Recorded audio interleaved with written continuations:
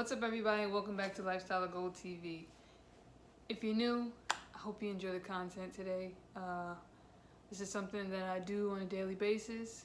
If you're not new, welcome back. Both parties, please let me know if you enjoy this type of content and you want some more. So today we're going to be talking about what I look for when looking at a movie.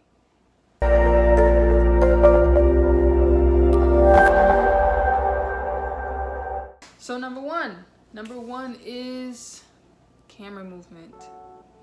So like Fincher Films, Gone Girl, Girl with the Dragon Tattoo, Fight Club, Zodiac, all of that, his camera movement is, I haven't really seen anyone like it unless they were inspired by him.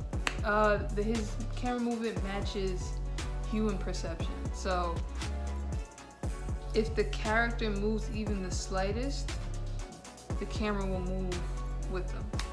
Everything's at eye level. Everything is supposed to mimic what we see through our eyes. And what we see is basically triggered by movement. If something was moving over here, you'd look over here because I'm sitting still. If something started moving in the shadows behind me, say if my cat came down the stairs, you'd look at the cat and stop looking at me.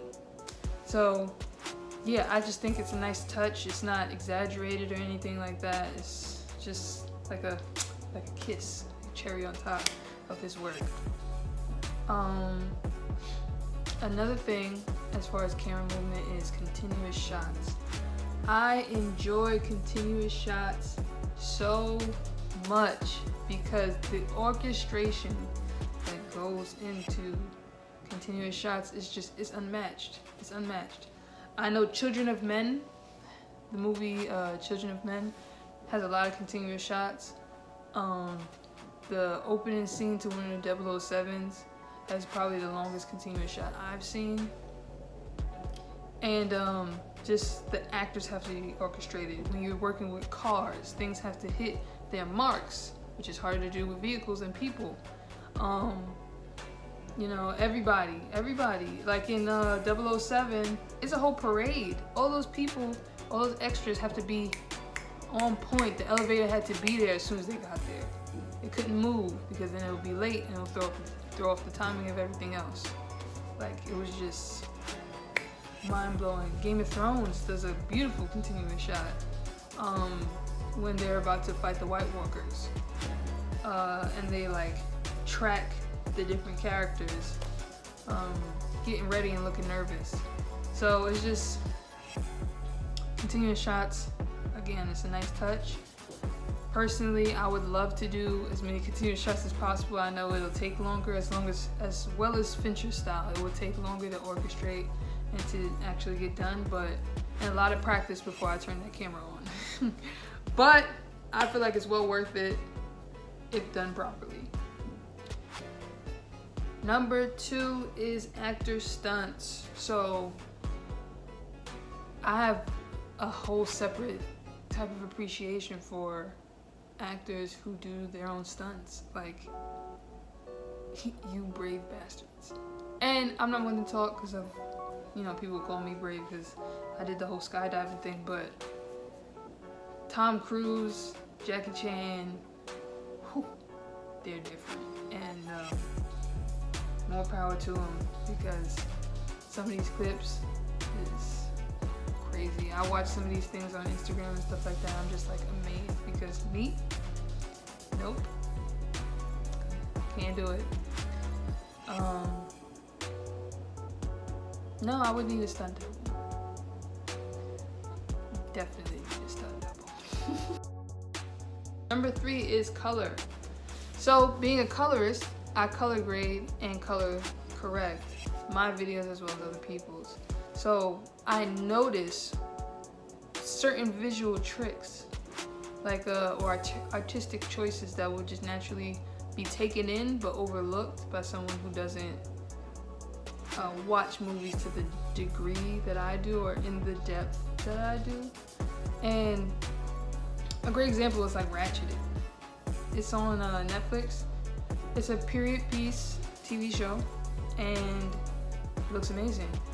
the color is like, it feels like it's like spot on. Whoever did the costumes, more power to them too, because they killed it. And the way the colors change and things like that, when things that happen, it kind of gives me a Wizard of Oz kind of feel. But it's pleasant. It's very pleasant. I like it. It's very modern, even though it's a period piece. And it's like super enjoyable for me. It's one of those genres that's right up my alley, and it's like, it's a plus that the color is like, it draws me in even more. So, on to number 4. Number 4 is the edit. I love a great edit. Cuts, music, montages, especially in action movies or an action scene. It's so orchestrated, it's great. So like, take the rundown, right? That fight scene when he's when The Rock is fighting the natives, well, almost getting his ass handed to him, but that fight scene, oh my god. I tried to count the cuts one time, and I lost track because it was just too fast. But it was to the music, so it felt good. Like, it didn't wake up like my analytical brain like, hey, something's off here. Like, no, it was just smooth, quick, nice cuts to the beat, or to whatever acoustic you have going on. It has to make sense. You have to make sure it flows. So when you're doing your own projects, make sure you're cutting and editing according to what the music is doing, because it will just amplify your project. Sound design is super important too. Like, if the audio sucks, we kind of asked out on that one if the audio sucks. But sound design is great. It's a good place to put your focus. But all right, everybody, that was my 4. Ooh, I don't like 4. Let me do 5. What's the 5th one? 5, impromptu. Visual effects. I love visual effects because you don't understand that industry is a silent killer. The effort for the live action, because it makes better sense and it's more cost effective to build a small ship and sink it rather than to sink an actual ship, like, or to create that virtually. Like, they're magicians. And if you can make me not notice it or not even think about it till after effect, where it's like, oh, yeah, I guess that would be visual effects, then mission accomplished, guys. Mission accomplished. There's not much I can say about that. Like the car crash in The Knowing. Was it happening? The Knowing. I think it is. With Nicolas Cage. I think they won an award that year for that plane crash. That was for the plane crash and the fire. Because fire you have to do frame by frame. It's just nuts. Alright guys, thanks for hanging out with me today.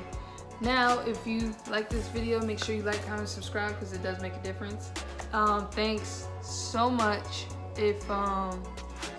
for your attention and your feedback thus far. I am having some difficulties with my laptop, so the Instagram posts are they're gonna be a little slow, but I will keep up with YouTube, I promise, especially since I have an at-home setup now. And let me know what movies you guys want to see me react to on the Stunts. Catch you guys later.